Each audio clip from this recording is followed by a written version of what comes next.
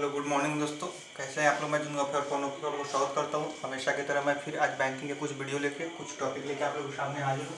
जैसे कल और परसों 2 दिन के वीडियो में हमने चर्चा किया था कि बैंकिंग, लोकपाल और वित्तीय समावेशन। ठीक है, क्या बैंकिंग, लोकपाल और वित्तीय समावेशन। अब उसी पे आज लगभग 21 क्वेश्चन हैं जिसको हम लोग आज डिस्कस करेंगे। ठीक है, इस क्वेश्चन को देखने के बाद मेरे ख्याल से एक भी आपके बैंक के एग्जाम का क्वेश्चन इससे अगर इस टॉपिक से रिलेटेड आता है तो वो नहीं छूटेगा। ठीक है, तो चलिए बात करते हैं फर्स्ट क्वेश्चन की कि बैंकिंग लोकपाल का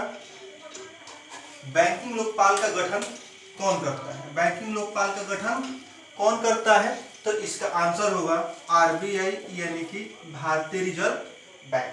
ठीक है, बैंकिंग लोकपाल का गठन किस उद्देश्य के लिए किया गया। ठीक है, तो इसका उद्देश्य है कि बैंकों में हो रही धोखाधड़ी के लिए, ठीक है, बैंकों में हो रही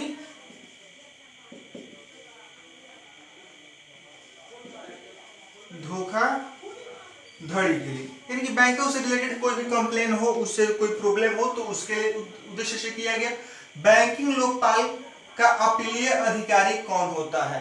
बैंकिंग लोकपाल का अपीलीय अधिकारी कौन होता है। अपीलीय अधिकारी मतलब सीनियर ऑफिसर इसमें कौन होता है, जिसके पास तक आप कंप्लेन कर सकते हैं। तो यहां होगा डिप्टी गवर्नर ऑफ आरबीआई। ठीक है, deputy governor of RBI. Next करेंगे, देखेंगे बैंकिंग लोकपाल का वर्तमान में कितना कार्यालय है, यानी कि ऑल इंडिया में अभी कितने ऑफिसेस हैं बैंकिंग लोकपाल के, तो 22 है।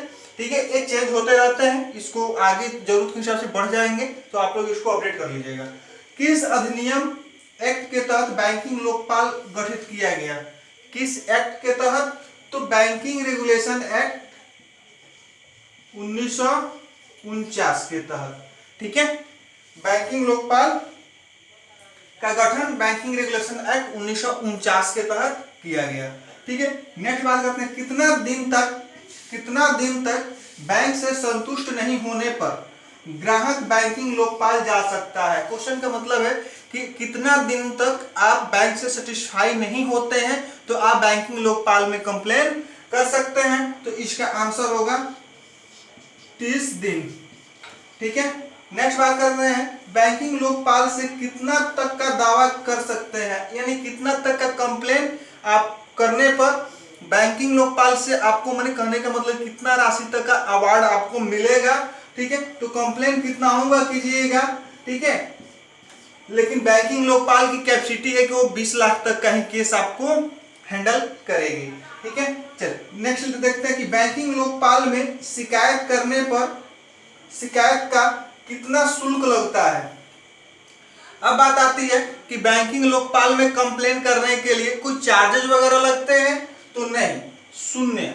ठीक है, यहां पे कोई शुल्क नहीं लगता है, फ्री ऑफ कॉस्ट होता है। ठीक है, नेक्स्ट है 9 नंबर क्वेश्चन है बैंकिंग लोकपाल का मुख्यालय कहां है। बैंकिंग लोकपाल का मुख्यालय कहां है। ठीक है, तो वो मुंबई में है। कहां है, मुंबई में। ठीक है, नेक्स्ट क्वेश्चन है और लास्ट क्वेश्चन है बैंकिंग लोकपाल से किस धारा के तहत बैंकिंग लोकपाल गठित किया गया। हमने यहाँ एक्ट पूछा, यहाँ सेक्शन पूछा है। ठीक है, तो ये है बैंकिंग रेगुलेशन एक्ट 1949 के सेक्शन 35A के तहत। ये क्वेश्चन बार बार एग्जाम में पूछा जाता है कि बैंकिंग लोकपाल का गठन किस एक्ट के तहत, किस सेक्शन के तहत किया गया। तो आप लोग याद रख लीजिएगा कि 35A बैंकिंग रेगुलेशन एक्ट 1949। ठीक है, मैं आशा करता हूं कि क्वेश्चंस आप लोगों को समझ में आए होंगे। ठीक है, इसको नोट्स बना के आप लोग एक कॉपी में लिख लीजिएगा। ठीक है, बहुत काम का क्वेश्चन है। नेक्स्ट बात करते हैं हम लोग, ये टॉपिक है वित्तीय समावेशन। ठीक है, फाइनेंशियल इंक्लूजन। तो वित्तीय समावेशन के लिए सरकार द्वारा पहली बार कब कदम उठाया गया, तो भाई हम लोग कल वीडियो में चर्चा किए थे, कौन सा, तो नवंबर 2005 में। कब, नवंबर 2005 में। ठीक है, नोफ्रिल खाता में कितना न्यूनतम शेष होना चाहिए, कितना बैलेंस के साथ नोफ्रिल अकाउंट्स खोला जाता है, तो यहां पे हो जाएगा 0। ठीक है, तो अब यहाँ क्वेश्चन आ गया BSBDA, ठीक है। तो इसका फुल फॉर्म पूछा जाता है बैंक एग्जाम में, एक फुल फॉर्म पूछा जाता है, ठीक है। तो यहाँ हो जाएगा basic saving bank deposits accounts, COUNTS accounts, ठीक है। आवाज को नोटिस कीजिएगा, थोड़ा सा हो सकता है कि कैमरा की वजह से नहीं दिख रहा हो क्लियर, ठीक है। चलिए अब बात करते हैं, अब BSBDA का फुल फॉर्म हो गया, तो इसकी शुरुआत कब की गई, इसको कब लाया गया अमल में, तो इसको लाया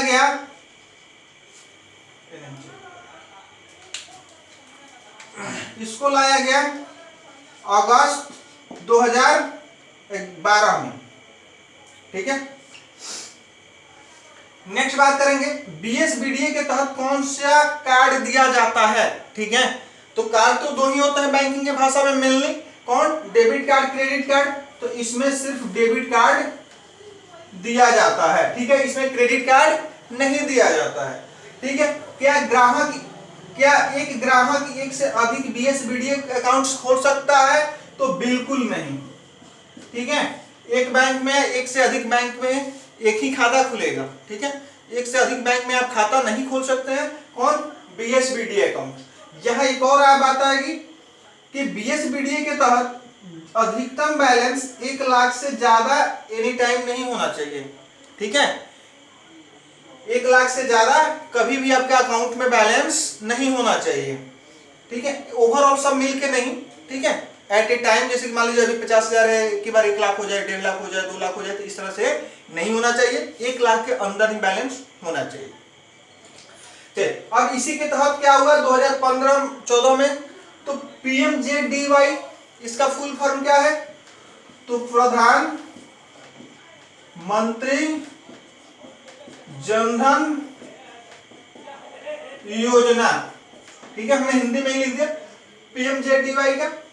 PMJDY का शुरुआत कब हुआ, तो इसका शुरुआत हुआ था 2014 में, अगस्त 2014 में, ठीक है। प्रधानमंत्री जनधन योजना का स्लोगन क्या है, हमने कल के वीडियो में आप लोग से क्वेश्चन भी पूछा था, तो एक बच्चे ने उसका आंसर भी दिया, ठीक है। तो उसका आंसर होगा मेरा खाता भाग्य विधाता, मेरा खाता भाग्य विधाता उसका आंसर होगा, ठीक है।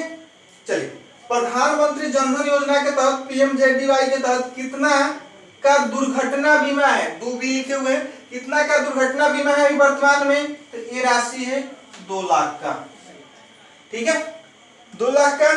और नेक्स्ट क्वेश्चन है, प्रधानमंत्री जनधन योजना के तहत कितना का ओवरड्राफ्ट या अधिविकर्ष हिंदी होता है, ठीक है, कितना है, तो ये अभी है 10,000, ठीक है। चलिए, एक क्वेश्चन मैं फिर आप लोग के लिए छोड़ दे रहा हूं, कल मैंने पढ़ाया था, अगर जो बच्चे ध्यान से पढ़े होंगे, मेरे वीडियो को ध्यान से देखे होंगे, तो उनको याद होगा शायद, ठीक है, कि प्रधानमंत्री जनधन योजना के तहत 26 जनवरी 2015 के पहले, 26 जनवरी 2015 के पहले के खातों पे, जो भी खाते खोले गए, ठीक है, उस पे कितना का सामान्य जीवन बीमा फैसिलिटी दी गई है, यह क्वेश्चन आप लोग के लिए मैं छोड़ रहा हूं आज के लिए, ठीक है। आज के लिए इतना ही, फिर हम लोग कल नेक्स्ट टॉपिक के साथ मिलेंगे।